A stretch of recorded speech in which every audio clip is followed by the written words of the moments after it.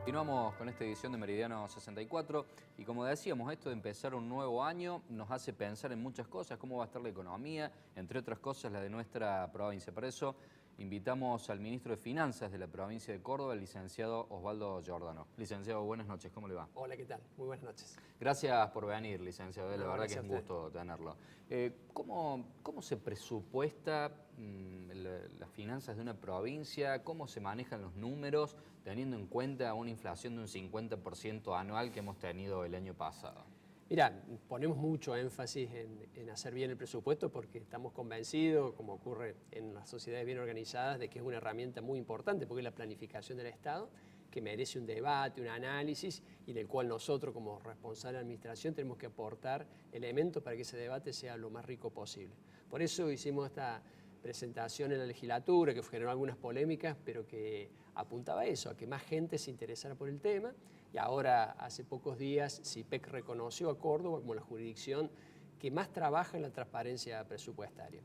Sin perjuicio de eso, no perdemos de vista lo que vos señalás, ¿no? Que el contexto macroeconómico nacional no ayuda, que hay un nivel de incertidumbre altísimo, que con esta tasa de inflación es muy difícil hacer una previsión. Nos pasa a nosotros en la familia, en las empresas, y le pasa también al Estado, pero aún así, con mucho cuidado, con mucha precaución, lo que estamos tratando de hacer es, bueno, dentro de este contexto tan adverso, ser cuidadoso para que el presupuesto se alinee al objetivo que fijó el gobernador, que es por un lado mantener el ritmo de obra pública, que es muy importante para Córdoba, y por otro lado, reforzar acciones del Estado para que el Estado sea un Estado más cerca de la gente, sobre todo la que más lo necesita. Esas serían un poco las dos orientaciones, y para que eso sea posible, trabajar en hacerlo más eficiente el Estado, es decir, un Estado menos burocrático, más ágil, más empático con la gente. Bueno, 2018 el gobierno nacional había planteado un 15% de inflación, terminó siendo un 48,7%. ¿Qué números se plantean de inflación para este año en el presupuesto y cómo se hace? ¿Cómo se va cambiando esto? Porque decir, bueno, vamos a tener un 15 de inflación, hacemos los números en base a eso y después resulta ser casi un 50%. Mira, hay una regla de la cual participa la Nación y todas las provincias, que es, bueno, la Nacional formula una pauta macrofiscal, se llama, bueno, cuánto va a crecer la economía, cuál va a ser la inflación, cuál va a ser el valor de dólar, bueno, ese conjunto de variables que cada jurisdicción lo toma y con eso presupuesta.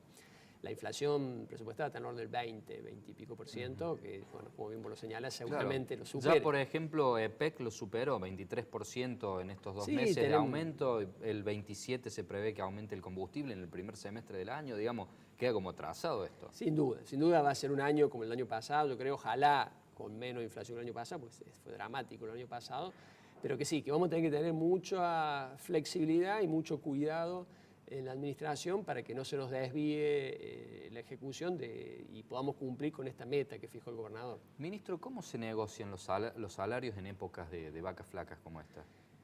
Obviamente agrega presión, ¿no? Porque está el legítimo reclamo de los trabajadores de que quieren por lo menos no perder frente a la inflación, y por otro lado está la dura realidad de un Estado que su recaudación es imposible que siga este ritmo de inflación, no hay forma objetiva de lograrlo. En ese marco, bueno, yo creo que lo mejor es la serenidad y el sentido común de los actores tratando de buscar algo razonable, que creo lo que se logró en Córdoba el año pasado, incluso ya está para esta primera parte del año. ¿Cuántos puntos porcentuales se perdieron del salario el año pasado? Si lo mirás punta a punta, es decir, enero a enero, un poquito menos de 10 puntos, pero depende del mes, ¿no es cierto? Fue sobre todo, se acentuó el atraso al fin del año, que fue cuando la inflación fue más alta. Pero si lo comparás con la inflación, bueno, los salarios más o menos, perdón, con la recaudación, es decir, con los ingresos que tiene el Estado, con lo que puede pagar el Estado, los salarios más o menos siguieron el mismo ritmo de la recaudación, que yo creo que lo que hay que mirar y lo que hay que tratar de trabajar, que la recaudación no se atrase tanto respecto a la inflación. Sabemos que es muy difícil, porque bueno, los contribuyentes también lo sufren, no solo el Estado lo sufre, pero bueno, trabajando, tratando de lograr mayor nivel de cumplimiento, haciéndole más fácil el cumplimiento a los contribuyentes, estamos logrando de que esa pérdida no sea tan grande. O sea, en valores reales, ¿Córdoba está recaudando menos o se mantiene? No, ya a fin del año pasado teníamos un atraso, la recaudación de diciembre estaba casi 10 puntos por debajo de la inflación. Proyectamos que enero no va a cambiar mucho ese panorama, si vamos a ir con este clima, pero insisto, es fruto del esfuerzo que hacen todos los cordobeses de haber mejorado los niveles de cumplimiento. Es decir, con este nivel de inflación yo hubiese previsto un comportamiento peor. Yo creo que hemos logrado, dentro de lo difícil que es, un razonable cumplimiento, y bueno, y la expectativa es que esto ojalá cambie pronto. ¿Y cómo se hace cuando uno está sentado frente a la computadora y de repente la nación te anuncia que no va a mandar más subsidios para tal cosa, no va a mandar más tal fondo y hay que empezar a sacar de donde no hay? ¿Cómo se hace?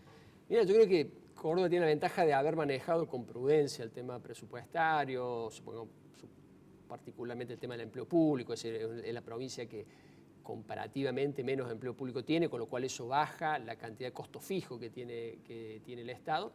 Y luego, bueno, tener... O sea que es la provincia del país que menos empleos públicos tiene en comparación a la cantidad de habitantes, Córdoba. Exactamente. Y eso te genera una flexibilidad en el presupuesto. Si bien, bueno, sí paga buenos salarios, es decir, es de las provincias que salarios más altos tiene, salvo las provincias de la Patagonia, ¿no?, que tienen salario un poco más alto, es de las que tienen más alto.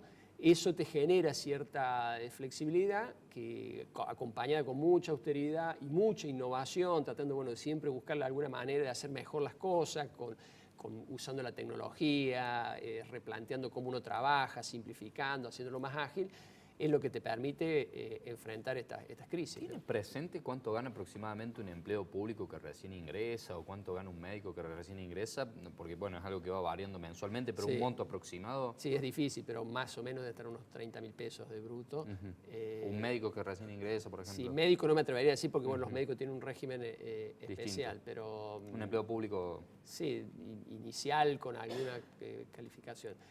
Obviamente varía mucho según el régimen. Ustedes saben, el Estado tiene varios regímenes laborales distintos, pero si uno compara el promedio del salario de Córdoba en relación a provincias más parecidas, bueno, la región centro, en general Córdoba tiene mejores salarios. Ministro, le cambio un poquito de tema y pasamos a la parte política. El gobernador Juan Schiaretti todavía no tiene vice en su fórmula. Martín Yarlora, que todavía no se ha lanzado para la Intendencia Capitalina, tampoco tiene vice en su fórmula. Casi seguro, según todas las encuestas, que Schiaretti gana muy cómodo la gobernación. ¿Usted querría seguir en la parte de finanzas, en el Ministerio de Finanzas? ¿Querría ir a alguna fórmula más política? Mira, yo creo que hoy, yo entiendo la ansiedad, sobre todo, bueno, haciendo un programa político y ustedes con la inquietud que tienen sobre ese tema. Él me pasa, digamos, con mis colaboradores, los compañeros, ¿no? Por ahí esa ansiedad, bueno, de ver, bueno, qué vamos a hacer a partir del 10 de diciembre del año que viene. Me parece que choca con una realidad, que es que nos exige una dedicación plena, ¿no? Yo creo que siempre, ¿no?, nos pagan el sueldo para trabajar en lo nuestro, en lo que nos han puesto, y en una época de crisis con más razón, ¿no?, porque requiere mucha respuesta. Con lo cual, digo, toda mi energía está puesta en hacer lo que me corresponde hacer, lo que me han asignado, y no reniego, digamos, la alternativa de futuro ver. Córdoba, digamos, yo creo que va a tener un rol importante a nivel nacional, el gobernador claramente juega un rol importante a nivel nacional. Obviamente creo que tenemos la legítima aspiración, y yo creo que hay altas probabilidades que a nivel provincial mantengamos, digamos, el gobierno del peronismo, y es probable que tengamos altas expectativas también a nivel municipal. Con lo cual, bueno, ¿qué rol voy a ocupar en esas tres vías, digamos, que se abren? La verdad, mucho hoy no me preocupa, ya veremos. Está claro el liderazgo del gobernador Schiaretti. ¿Cómo ve la gestión de la ciudad de Córdoba? ¿Lo ve a la altura de gobernar una provincia, Ramón Mestre? Yo la sufro, no sé, yo creo que la mayoría de los cordobeses la sufren con dolor, ¿no? Porque es una ciudad, obviamente Mestre tiene una responsabilidad importante, son 8 años, ¿no? Pero creo que arrancó antes que él la decadencia. Es una ciudad en decadencia, ¿no? Con un deterioro enorme. La gente que viene de afuera no puede creer la suciedad que tiene, la falta de infraestructura, el caos del tránsito, los parques destruidos, pocos espacios públicos. Yo creo que hay una decadencia que duele, y eso yo creo que hace con más razón, ¿no?, la inquietud de que haya un cambio, ¿no?, de que haya una nueva gestión, una mejor coordinación con la provincia y resolver esto. No nos merecemos los cordobeses la ciudad en que estamos. Basta compararnos con Rosario para darnos cuenta cómo nos hemos atrasado, y por eso, bueno, la expectativa de que este año cambiemos el rumbo. ¿Hacia dónde piensa que va a ir la parte nacional? ¿Le ve futuro al peronismo federal, edulcorado, amplio, el nombre que le pongan, o cree que la cosa va a estar entre Mauricio Macri y Cristina Fernández? Yo lo veo complejo a la situación nacional, porque la economía también está complicada.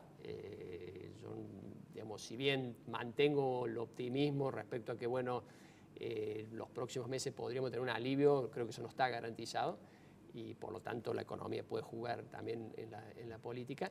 Y en ese sentido yo creo que todo lo que se pueda hacer para evitar esto de la grieta, ¿no? de estos dos antagonismos, donde los dos han demostrado fracasar, el kirchnerismo y el actual gobierno, es positivo. Si esto alcanza, si vamos a ser capaces de convencer a la población, no lo sé, todavía me parece muy, muy prematuro, pero me parece una construcción necesaria. Me parece que no nos podemos quedar con dos alternativas que claramente han demostrado el fracaso y es bueno pensar en una alternativa distinta, con un enfoque distinto, con menos grieta y más unión y más trabajo conjunto. Ministro, le propongo que para la pausa vaya pensando como quien maneja la economía de la segunda provincia más importante de nuestro país, un listado de cuáles son las cosas en las que le está errando economía a nivel nacional. Hacemos una pausa, tras ella seguimos con Osvaldo Giordano.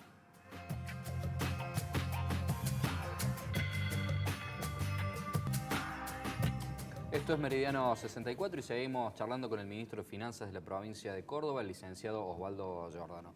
Bueno, licenciado, antes de la pausa le había pedido si nos podía tirar algunos parámetros, algunos ítems en los cuales le está errando la política macroeconómica y microeconómica el gobierno nacional. Sí. Tenemos un bloque, ¿no? Un bloque, claro. Eso te iba a decir cuánto tiempo. No, yo haciéndola muy breve, porque yo creo que son muchos los errores y bastante sistemáticos y generalizados, con un gran nivel de improvisación, contrario a lo que se pensaba, ¿no? De que se creía, o por lo menos se vendió, ¿no? De que este era un muy buen equipo armado que venía preparado para esto.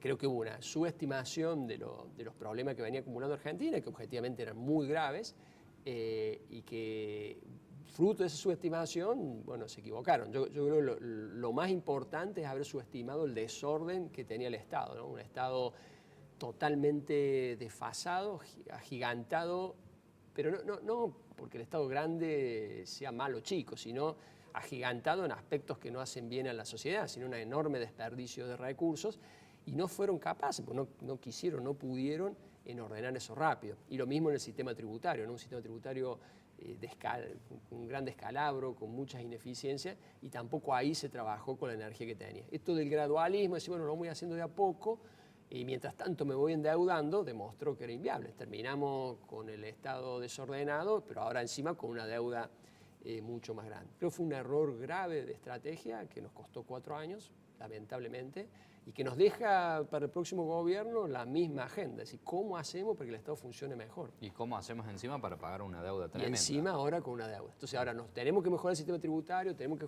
mejorar el funcionamiento del Estado, y ya encima con esta carga enorme, porque los intereses son enormes, el peso que tiene sobre el presupuesto son enormes. Hablando de carga tributaria, ¿qué hay de cierto que Argentina sofoca a la inversión con las cargas tributarias?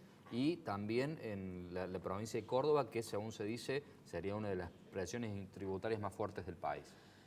Mira, si me dicen el sistema tributario de Argentina es muy malo y conspira contra la inversión, contra la generación de empleo, yo digo que sí, y las provincias contribuimos en algo en eso, también es cierto, porque tenemos impuestos muy malos, como por ejemplo ingresos brutos, impuestos a los sellos. ¿Se puede hacer algo al respecto o en estas épocas que no se recauda por otras cuestiones habría que dejarlo? No solo que se puede, sino que se está haciendo. Firmamos el pacto fiscal y una de las pocas cosas, digamos, que de esta reforma tributaria nacional que se mantuvo es la baja de impuestos por parte de las provincias. El año pasado hizo una baja importante de ingresos brutos, este año arrancamos con una baja aún más grande. Yo creo que sería irresponsable pensar que un problema de esto lo podemos resolver en un mes. Es decir, hay un plan gradual de reducción de ingresos brutos que se está haciendo. Lo que pasa es que, bueno, tiene que ir acompañado, que es lo que estamos haciendo a nivel provincial y no veo que nos acompañe a nivel nacional, con una mejora en la administración tributaria para que, en paralelo con que bajemos los impuestos, los que no pagan, paguen. Y de esa manera compensar y no generar una situación de insostenibilidad en el Estado. En eso hemos hecho cosas, incluso hemos hecho cosas con el gobierno nacional, por ejemplo, el monotributo unificado es una muy buena idea, es decir, algo que en el pasado eran 3 impuestos, es decir, que alguien que tenía un kiosco en alguna ciudad de Córdoba, lamentablemente la ciudad de Córdoba no adhirió, pero en el interior de Córdoba muchas ciudades adhirieron, un pequeño emprendimiento que pagaba 3 impuestos, bueno, desde el año pasado paga uno solo. Eso lo aliviana desde el punto de vista administrativo un montón al contribuyente y aliviana al Estado también, porque antes tenía que tener 3 reparticiones públicas persiguiéndolo, ahora hay una sola.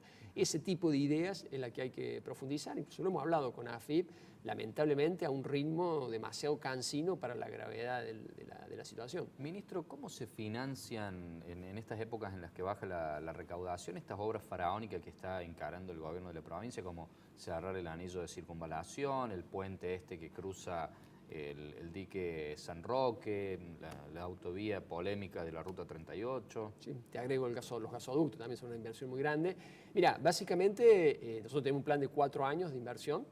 Efectivamente, el contexto macroeconómico a partir del año pasado, medio del año pasado, no nos ayuda, pero aún así sostenemos los mismos principios, es decir, ahorro importante, es decir, que tenemos una gran diferencia entre los ingresos que tiene la provincia y los gastos operativos, más allá que se nos están cayendo los ingresos, de todas maneras es una diferencia grande, y el resto, el remanente, con deuda. ¿Esto se alcanza a pagar con lo que generan, los ingresos que generan los peajes o No, tienen que invertir? No, los peajes aportan una parte menor, digamos, la parte operativa, pero la mayoría es un esfuerzo que se hace, digamos, desde el presupuesto público, y por eso, digamos, no es lógico que semejantes obras pretendamos pagarla toda de contado con el ahorro del mismo año. Es decir, es lógico que por lo menos parte del esfuerzo que significa hacer esta inversión se difiera en el tiempo a través de deuda a largo plazo. De allí que a mí me parece totalmente infundado, así como considero injusto, digamos, que se diga que Córdoba es la provincia que tiene impuestos más altos, con lo cual no es cierto. Córdoba... ¿Qué provincia tiene impuestos más altos que Córdoba? La mayoría. Córdoba, si uno toma ingresos brutos, que es el impuesto más grande y el más criticado, Córdoba está por debajo del promedio, está un poquito por arriba de Santa Fe y por debajo de Provincia de Buenos Aires y Capital Federal, que serían los más parecidos a Córdoba, pero bien por debajo de la media. ¿Sí? La mayoría de las provincias tienen impuestos más altos. Y el otro tema que se critica la deuda, yo digo... ¿Cuánto debemos aproximadamente entre lo que se debe en dólares, la deuda de PEC, la deuda en pesos? Aproximadamente es un medio presupuesto, medio año de recaudación, que si uno lo divide por una deuda que está a 7, 8 años, más o menos, si en los próximos 10 años nosotros asignáramos el 4% de nuestros ingresos a pagar la deuda, la pagaríamos. Es decir, lo que hemos comprometido es el 4% de los ingresos de los próximos 10 años.